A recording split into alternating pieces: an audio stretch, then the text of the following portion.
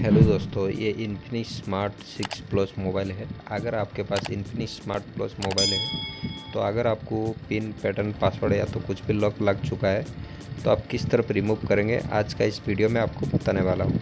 तो फ्रेंड्स, सबसे पहले आपको फ़ोन को इस तरफ स्विच ऑफ कर लेना है।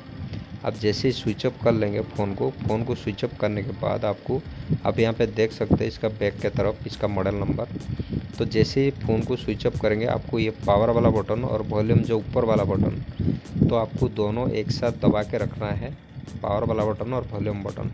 तो जैसे ही फ़ोन ऑन होगा तो आपको पावर वाला बटन को छोड़ देना है और वॉल्यूम ऑफ वाला बटन को जो दबा के रखना है। तो जैसे ही दबा के रखेंगे इस तरफ इंटरफेस शो होगा।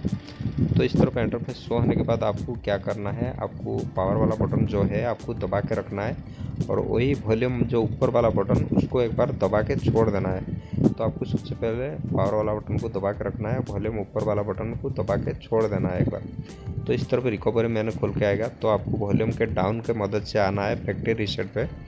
तो आने के बाद पावर वाला बटन एक बार क्लिक करना है, फिर आपको डाउन आना है, फिर आपको यहाँ से पावर वाला बटन क्लिक करना है। अब जैसे ही क्लिक करेंगे यहाँ पे आप देख सकते हैं जो आपका वाइप डाटा जो फैक्ट्री रीसेट है वो क्लियर हो जाएगा।